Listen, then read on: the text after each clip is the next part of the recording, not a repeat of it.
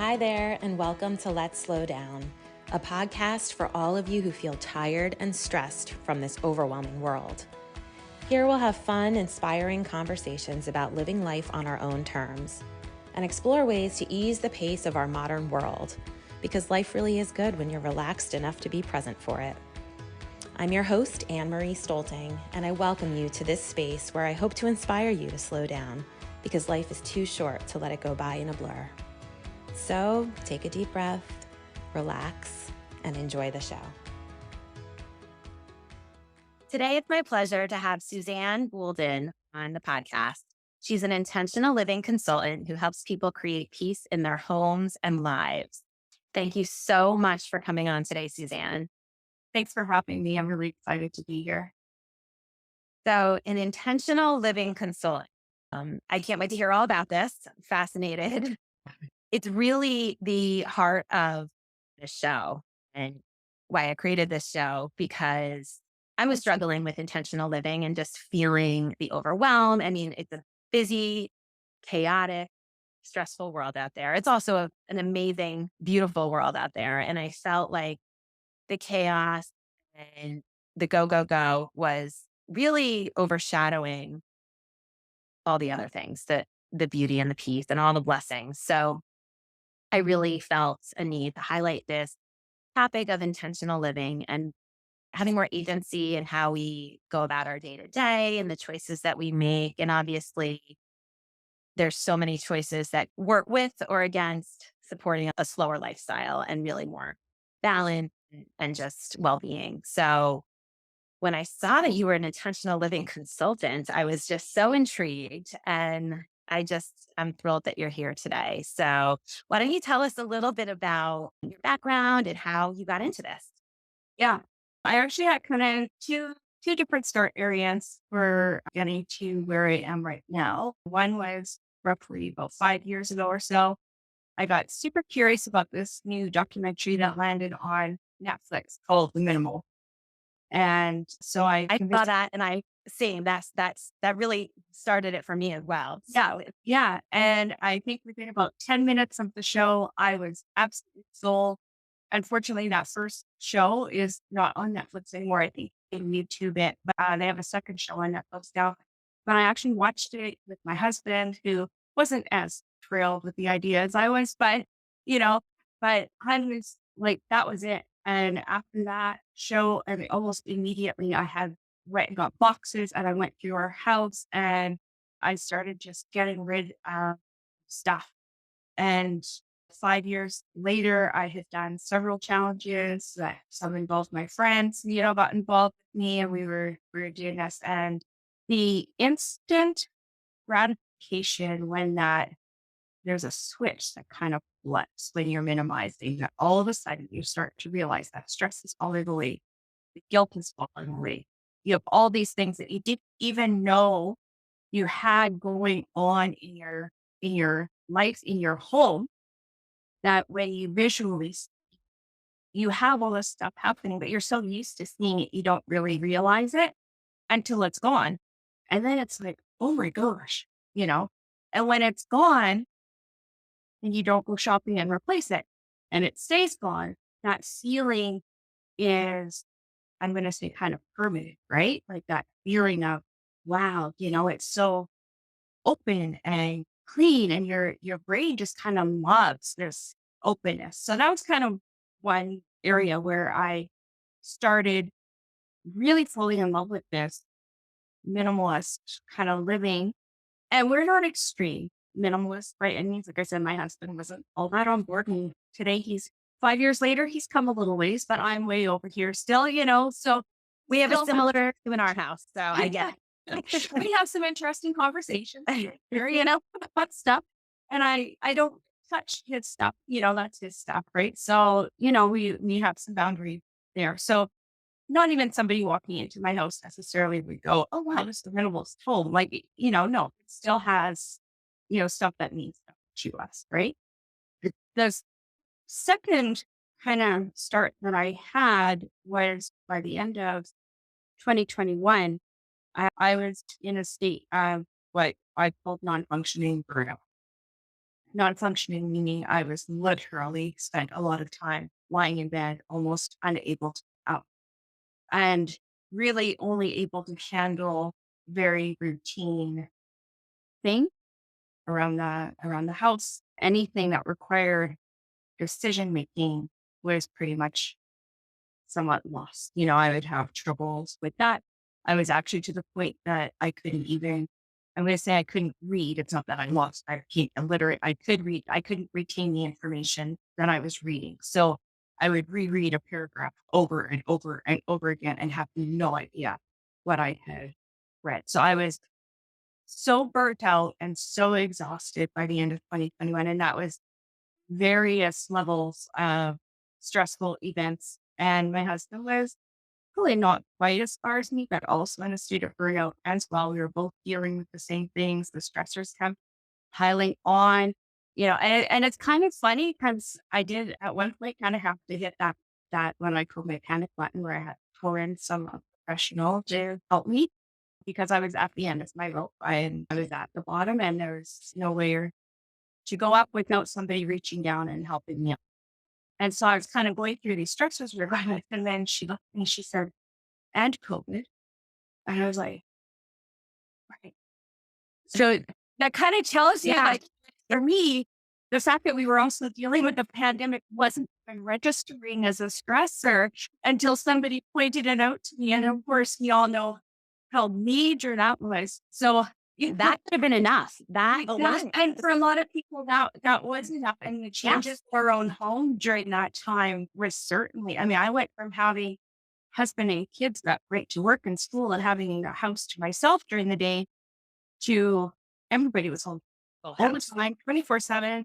And I had no space and no place to call my own. And no, I mean, my husband's office temporarily was at the foot of our bed and he taught online. So he'd be talking 8 o'clock in the morning. Like it was, I mean, so now when I start thinking about that, sure, the stress is from that too. But we had so much going on.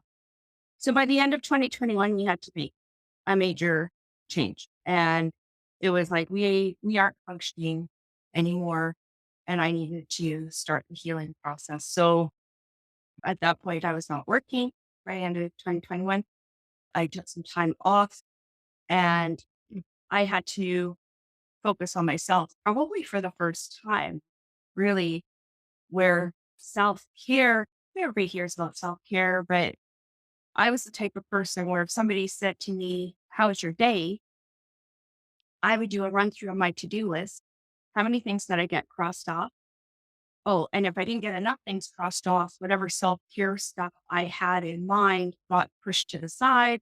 Any creative project, anything that was If more about we even me. had any of those things on the list, like when you're Exactly. hearing everyone else, like, did it even make the list? Did you even think of it? Exactly. Exactly. So anything to do with myself was the first thing up. And I would say I had a good day depending on how productive I thought I had been. Or it was an okay day or not a great day, depending on that list. So when I started recovery, I basically had to change everything because the to do list no longer existed. I had to stop. I had to, if I needed to sleep, I had to sleep. So I actually spent a lot of time napping. My body just needed to stop. The only kind of creative bit that I seemed to be able to handle was crochet. And I think it was just because it could be slow, fairly mundane. The stitches are, you have to count, but you said it's not too difficult. And I kind of taken on a rather large project, so I knew it would just be following what I was kind of working on. And I had a fairly strict rule about never watching TV during the day because I would feel that that's a slippery slope. I've got lots to do, lots of things to do. I don't watch TV during the day. So to be napping, crocheting, and watching Netflix, what so am I? That was my three main things. And I battled for a long time what I call the should. I'm napping, I'm watching TV. These are all things. I don't crochet during the day. That's my evening activity. When we're watching TV, that's when I crochet, but that's at like 9 o'clock at night, right? So I had to battle constantly. I should be doing this. I should be doing this. I should be doing this, and saying, no, no, I need to sleep right now. It's fine, but I should know. And it was this constant internal conversation of having to change my mindset and give myself permission to stop. And what I really need right now is to heal, because you can't even read a book, right? And I'm a reader. So the signs were so clear to me that I was able to say, okay, yes, I need to stop. There's no expectations on me right now. And this is what I need to do. So that was kind of my second start into really bringing intentional living into my life.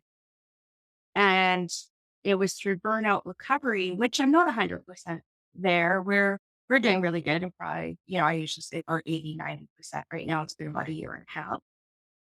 But my signs now are, if I think of doing something and I get exhausted with the thought, I'm not ready. I can say no, or I can say I'm not doing that. And it's kind of funny because as recently as our Christmas dinner, which was just a few months ago, and we were having people over at our house, and we were like, okay, so what are we going to make for dinner? And we don't always do the traditional, you know, dinner. We try to think outside the box a little bit. My husband and I both like cooking, but even that's fallen by the wayside. That's probably been one of the things that's been hardest to bring back is the fact that we love cooking, and but we kind of got in the habit of, I don't feel like cooking, neither do I. Let's go out, let's grab takeout. So that's probably one that we're still struggling with now. But at Christmas time, it was like the thought of having to make several dishes was so overwhelming to me. And really, we're talking about a roast chicken, some veggies, and a salad. And I couldn't even wrap my head around that. And I can time out my meals pretty well, so I know when to start stuff. So it's already at supper time. I couldn't figure it out. It was just too much. Something that I've been able to do for a long time was just the ability wasn't there. So I said, you know what? We're having Christmas dinner in the slow cooker, and we made chicken stew. And we threw the chicken and the veggies and the gravy and everything in the slow cooker. I started it in the morning, and I didn't have to think about it. Right? My mom brought her salad or dessert or something, and we had some buns, and that was it. And you know what? Nobody complained. Everybody Right. was fine. Yep.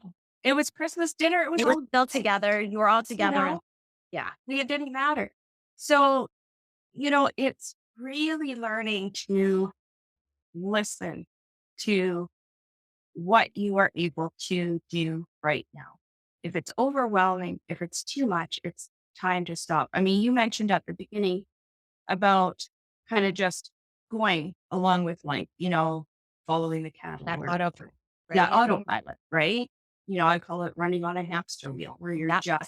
you're Yeah. just going and you don't even realize day after day after day it's the same and you're just going through the motions. But when have you actually stopped to say, is this getting me to where I want to be? Am I living the life that I want to be living? Is this a decision that's going to help me reach my goals? Whatever you have you thought about what your goals are? And so being forced into a situation of slowing down and taking into account what was important through the prior process of minimizing, which I'd already been doing, was already changing our spending habit, right? Because you see all this stuff leaving your house, and really part of you is like, that's money, right? That's money that I spent. Now that money is gone. So it's not money anymore. And you're not going to get that money back. And so what you have to take from that is the lesson. This is what I was spending my money on, and now I'm just spending it out of my house. I need to reevaluate what I'm spending my money on. And for me, that was somewhat of a natural lesson that came along as I was watching the stuff leaving. But I always point it out because I think sometimes people don't necessarily make that connection right away. And it's kind of helpful to kind of go, oh, yeah, I'm spending all my money on this, right? So that's a very long answer, but Oh, there's so much there. And just thinking about that money going out the door, I had that feeling too. as freeing, like all the emotional things that came with starting to declutter and having that space and feeling like I could breathe again and just feeling lighter. It was kind of a tough, like a big pill to swallow. Like it's wasted money. I feel like even though I'm good about donating and things like that, I'm not just throwing everything in the garbage, but rehoming everything or giving it a new place, whatever. Get it out the door. And it felt like you could feel a little defeated if you get to go too deep into the money part of it. And I am turning it the same way as you, flipping that perspective and saying, well, it actually gave me a huge lesson in how I'm going to spend in the future. And that's big because I think that for all of these habits that we're changing, right? Stuff that we've been doing for decades, and then we're going to go start trying to do things differently. Obviously, it takes a lot of time, but having that mindset shift to go along with it makes all the difference. And that's what's really helped everything, the habits stick. Usually I recommend like when you start to declutter and move your stuff out of your house, don't start in your closet or in your basement. Start somewhere that you can see every day, all the time. So I usually recommend starting with whatever entranceway you use most, whether it's your front entrance, your garage entrance, your bath, whatever. Clear that space so that every time you open the door, it's flat. And that never goes away. It never goes away. You open that door, it's fabulous every time, right? And it's that endorphin hit, and it's very motivating.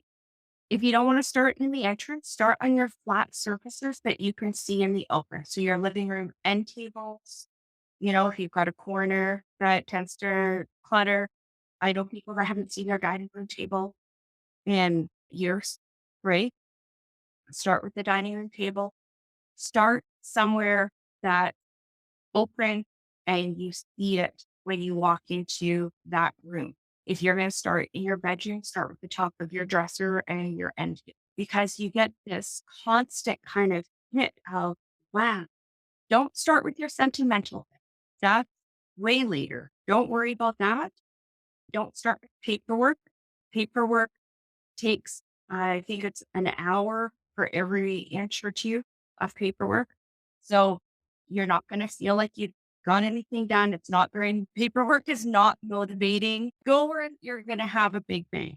And then it's motivating. And that's also where I almost say it almost gets addicting. Yep. I don't have to go through my house now doing challenges or, because I've gone through it so many times, but I still have stuff that I come across because 5 years ago, I wouldn't have gotten rid of this. And obviously 2, 3, 4 years ago, I still wouldn't have gotten rid of this. But now I'm ready. Now, after 5 years, I'm ready to deal with that item. So it takes practice. It develops a habit. I kind of call it like building a muscle. You Sure. start with the easier weight and work your way up to the heavier weights. And then as you develop that mindset and the habit, the sentimental items become much easier to deal with. I don't really agree with people that are minimalists or declutterers that are like, we're going through your whole house right now, first shot. To me, there's zero reason for there to be crying and upset. It's not fun. I mean, you can make hard decisions that are, you can kind of feel that, tug of, oh, I don't know. But in your heart, you're ready to part, Yeah. right? But if you're really not, it's your stuff. Nobody's forcing you. Nobody's minimizing is very individual. Like I said, there's people who have 15 things in a backpack that couch surf and travel. Well, that's extreme. Yep. Even the tiny house living can be considered an extreme form of minimalism. We live in a normal bungalow, 3 bedrooms, right? Like I said, somebody might walk into our house and not even necessarily connect right away that it's a minimalist home. But if you start asking me about the stuff you see in our home, I can tell you a story connected with, the different ornaments that we have. We actually did an interesting experiment not too long ago because of course I would have a whole lot more stuff gone. I could really easily be one of those, you know, 70, 80% of my stuff out of the house, people, You know? right? And but my husband is not. So about 6 months ago or so, I said to him, like, we have a wall of bookshelf in our living room, and it's a combination of books and orders. And I said, oh, and DVD. And I said to him, I said, so if we look at the ornaments here, I said, what would you get rid of? And his first was, well, none of it. It all needs something. And I was like, well, he goes, I got rid of that, which is, of course, my thing. And I was like, no, that was basically the end of that conversation, right?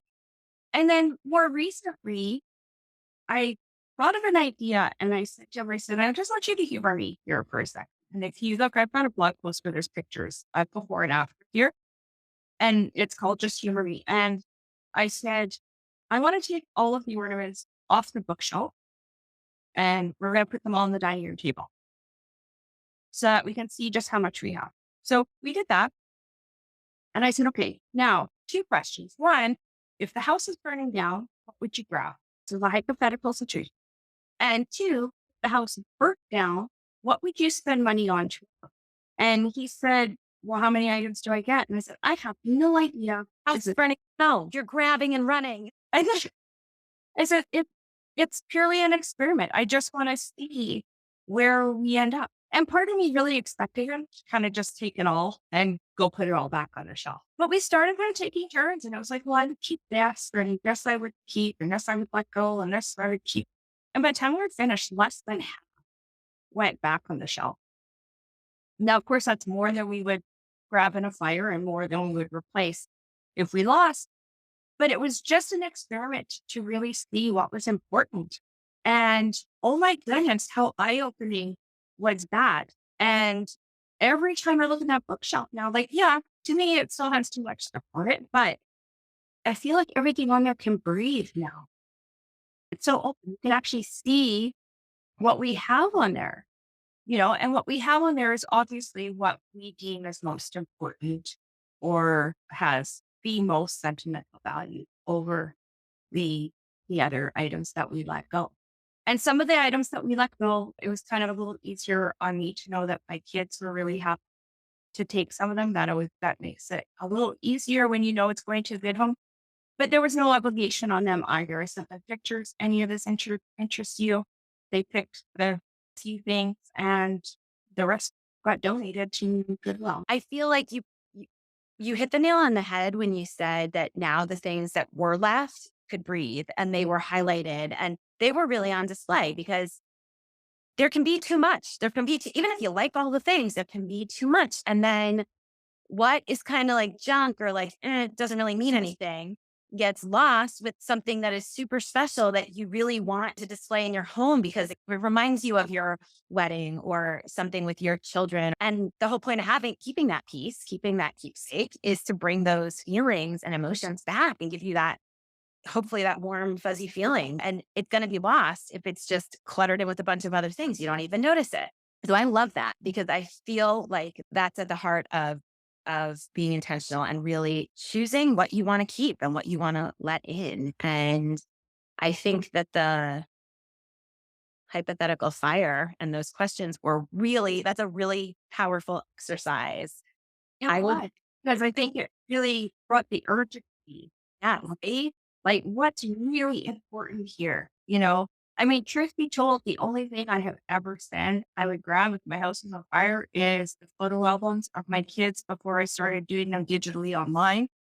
Because those ones I can still print, but from their early years before that was available, that's what I want. yeah, And that's the only thing I would want to grab in case of a fire, right? So the rest of it, even how we kept, I would say is silly because that is something that's not replaceable. You not couldn't go replaceable. back and pick that up again. So Yep. yeah, Yeah, exactly. I feel like there's such a connection with our outer environment and especially our home and how we feel inside. And I think often we don't, like you said, we're not really aware of it. Like doing that entryway, you'll get that feeling every single time. And it does create a different kind of energy. And I think that type of energy supports moving in that direction. Then you're more likely to make the next choice that's going to be more aligned with how you want to live. And the next, and then that can gain momentum. Like you said, you can kind of get addicted to it. There's definitely an energy to it. And it is something I'm not going to force my ways on anybody else, but I'm trying to lead by example and they notice. They'll notice. And another one, not as obvious, like yours, you talked about the highly visual places, but another one is in our kitchen, we have kind of like a junk drawer. I go through that once in a while. They all open it and they're like, because we open that thing constantly. They all comment on it, or their snack cabinet. Like all of a sudden they can see, because otherwise you can't see it. The stuff goes bad or gets stale or like, oh, okay, now, this looks really good. And I know they like the feeling. Yes. As they get older, you will see that they had learned, they did learn, you know, whether they're ready to be going through their own toys yet right now or not. They are watching and they are learning, especially when a parent makes a shift because you weren't always doing that. And in their younger years, you weren't doing that. And now, however many years ago you started doing this, or even recently, if you're just starting this now, it's a shift. And at first they go, "Why are you being weird? Like, you're just being weird." And like, it's okay. You can explain to them sort of why you're doing what you're doing. That kind of helps. It But does. Yeah. explain it to them without the expectation of them jumping on board, because that's when the rebellion starts, right? Like that's where, I try to be careful, even with my husband, because if I go too far, well, those heels again, right? Yeah.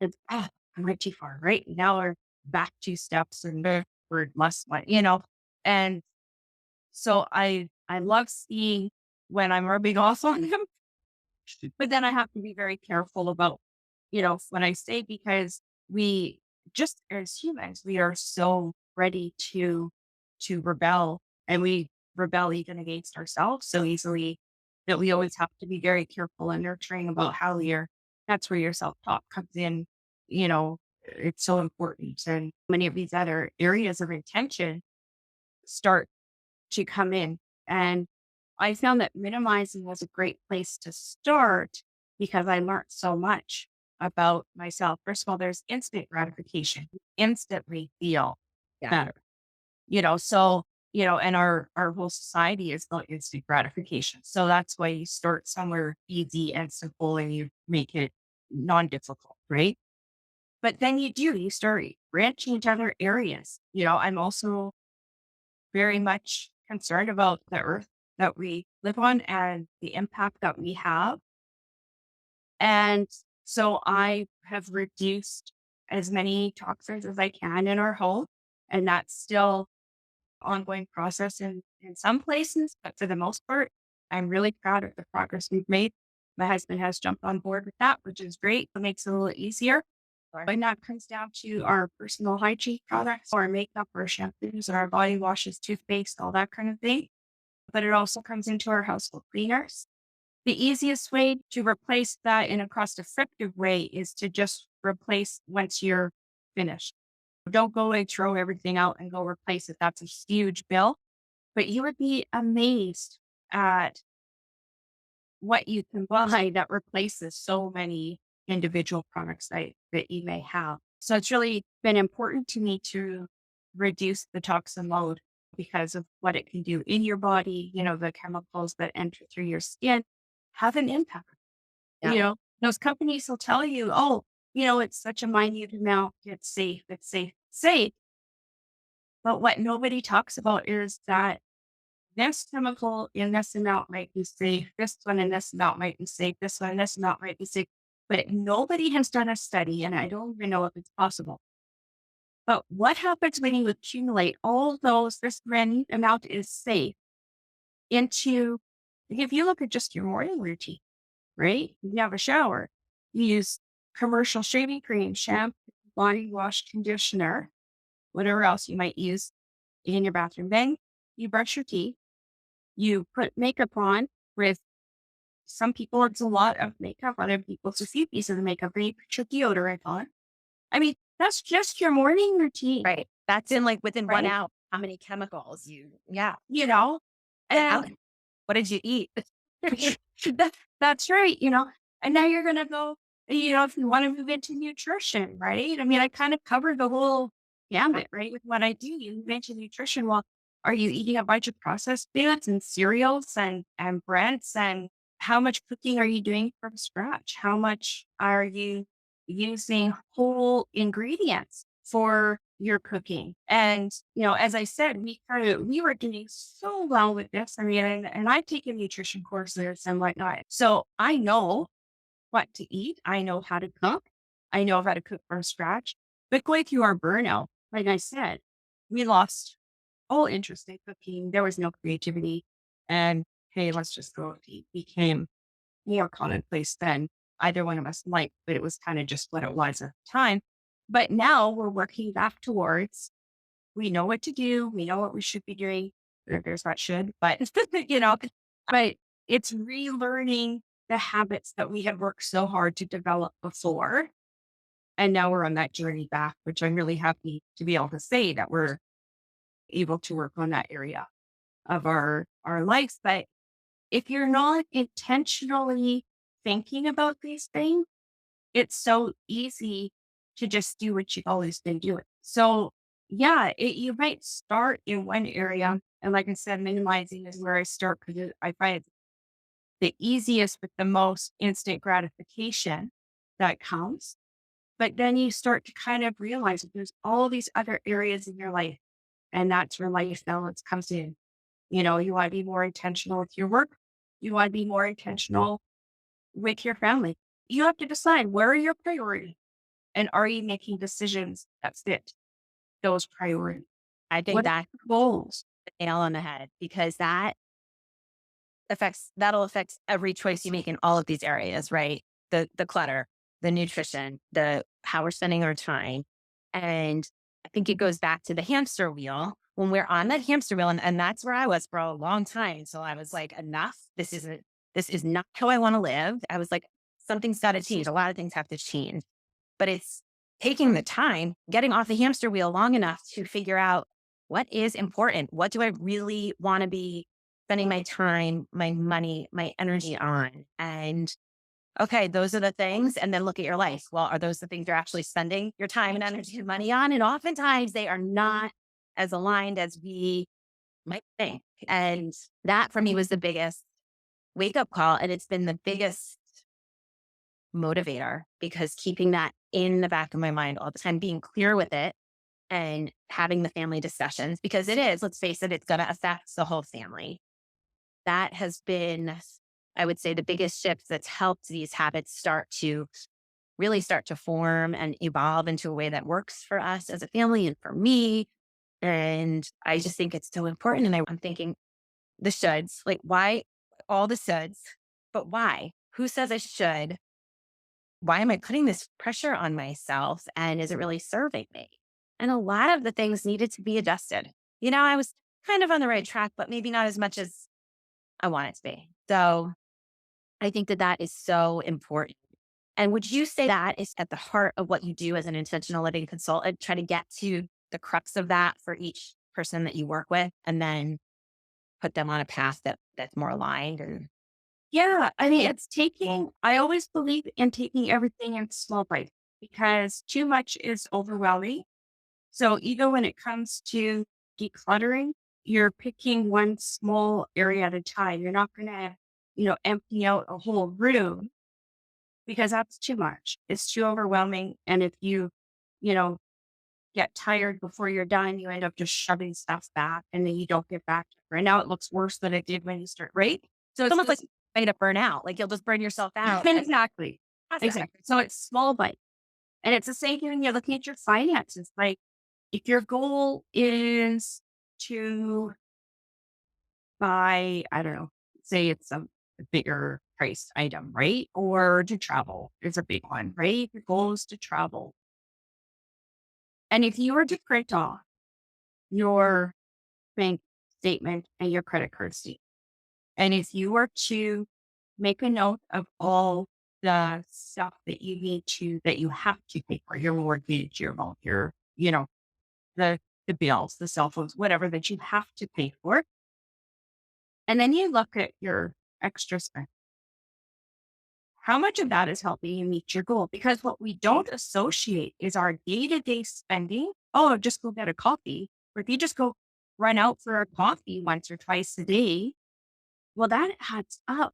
Like we can $2 and $5 and $20 ourselves to death because it was only $2, $5, $10. But is that helping you meet your goal? And I'm not saying that it's all or nothing. It should never be, well, I'm not ever having coffee out again because I want to travel.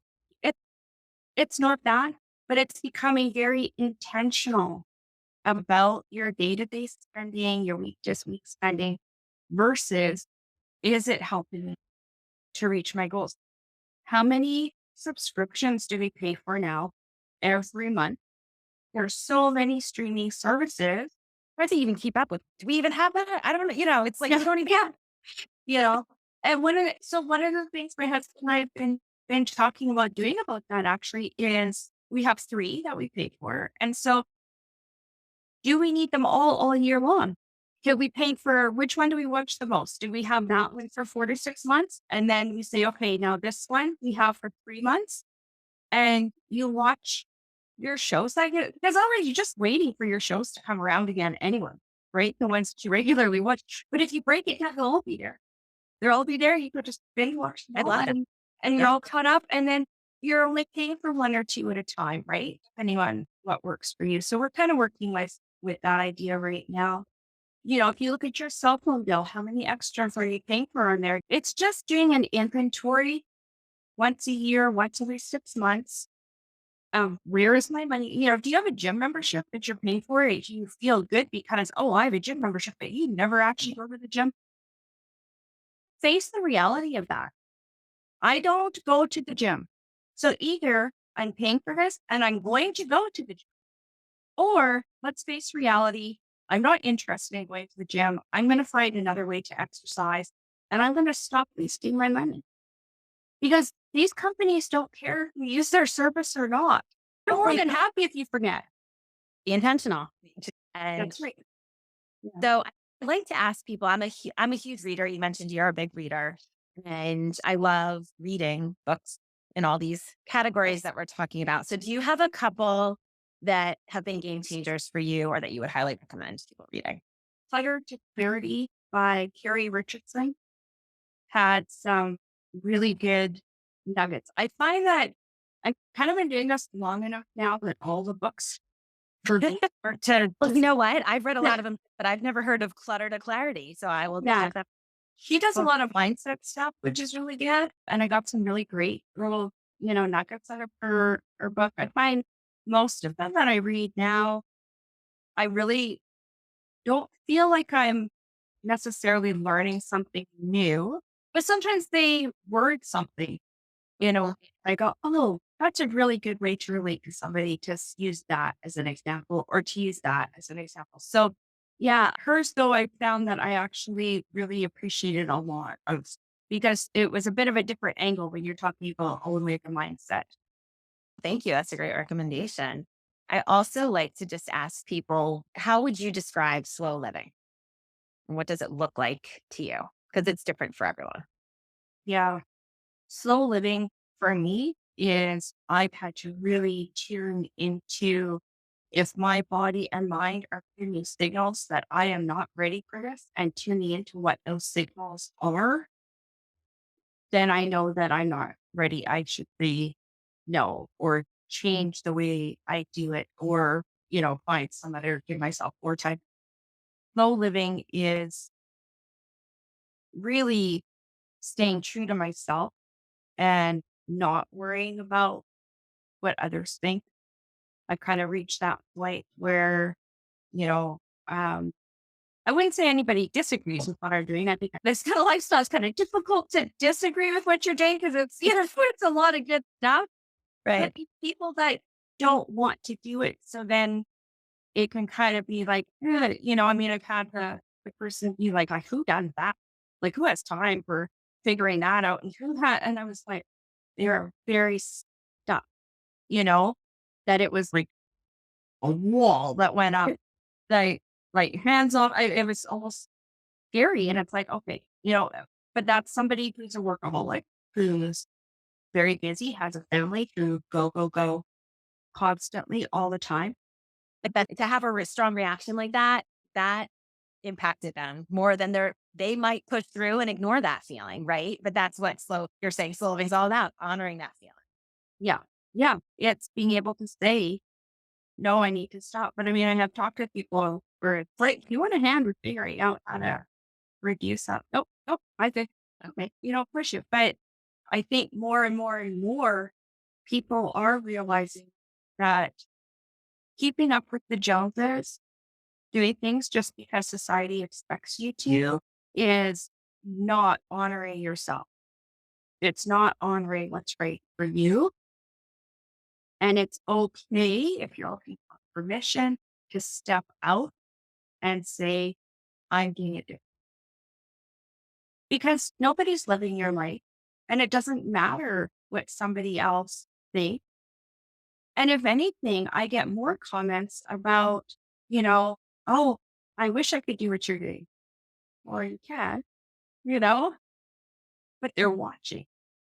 That tells me they're watching, Yes. Yes. right? They're being inspired on some level. And I mean, and I look for the places of inspiration. If you follow my newsletter, I have in there every time what's inspiring me right now. And that could be anything from a book, a podcast I'm listening to, or something we did out in our life adventures. It could be that I saw some piece of wildlife that caught my attention. I mean, it could be anything, but it's about paying attention, right? Paying attention that this is making me feel good. Maybe this will make you feel good too, right? But being aware of our surroundings and and that's a habit that you develop when you're so ingrained in that hamster wheel. You you don't take the time to notice the nature around you. You don't take the time to breathe. You don't take the time to notice your shoulders are like this, and your jaw is clenched, and and it's like just take a breath, let everything drop. And even when you're in a super stressful situation, you can feel that come down. And so it starts to branch out so much for than just minimize, just lifestyle, just eating better, just where you spend your money. Intentional living encompasses all the areas eventually, right? You're going to start in one place, but then it just kind of naturally starts to branch out and you feel it everywhere. And things just start to make sense differently. But it takes time. It's a lifestyle. It doesn't happen overnight. And it's especially if you've been living quite differently for a long time. I don't know if you watched on Netflix. If you haven't watched it, I highly recommend it. It's called The Biggest Little Farm. And it's about a couple in California that bought land that was basically dead and brought it back to life with organic farming, sustainable living, working with nature and wildlife as opposed to using chemicals. It is so inspiring that I watched that and went, I think we need to start gardening, right? And that was a few years ago. And this is our first year actually, gardening. But it again took building the garden, going through burnout, not gardening, and kind of getting to the point now where we're, this summer is our first summer planning and planting a full garden. And we're excited about it. We're excited to see, and there's a farm not too far from us. It's a sustainable living farm, and she teaches courses on how to plant your garden and right through to how to harvest in the fall and how to make your food last through the winter. So many people have these gardens and end up giving food away, which is great. But if you want to, feed yourself, which is kind of the goal, how do you do that? And that was one of my concerns was I didn't know how to do that part of it. So, again, seeing the opportunity that there was a place to learn, signing us up, going and taking the course. And once you have that information, you also have peace of mind. That worry now resolved, you Ah, know, sitting with all your worries all the time. You got to figure out the solutions. Again, that's intentional. That's yes. intentional. right? Oh, You I can love apply it everywhere. You almost get sick of saying the word because it's like, well, Okay, Suzanne, we need to have you back in the fall and we have to have a recap on how this garden went. I am so hopeful that we have a good growing season this year that, yeah, we're super excited. We planted like almost everything. So it'll be a real experiment to see what we end up with. Very, very fun. And what a cool way to connect with your husband doing something different together and learning Yeah. something, right? Yeah. As much as we don't necessarily connect on the minimalism part of it, we actually have a great relationship. We are each other's best friend and we do a lot of stuff together. And so I'm very happy that he's into the garden as well. And of course he got a flamethrower to burn the meat. He's very happy. You have to keep it fun for him too. We're not going to have one weed in that garden ever. No, no, not one week. Well, Suzanne, I'm going to link your information in the show notes, but why don't you just leave everybody with a great place to find you and connect with you? And just thank you so much. Well, thank you for having me. I am probably most active on Instagram and Facebook, which I know you'll link to. Also, I am a very active blog. I will have a post every week, and my newsletter comes out every other week to sign up for. And I definitely have different information in my newsletter than I do on my other social media areas. So, by all means, if you're curious, sign up. There's the food recipe every time and personal notes from me on what's inspiring me right now. This has been a really, really inspiring conversation. Thank you for being here.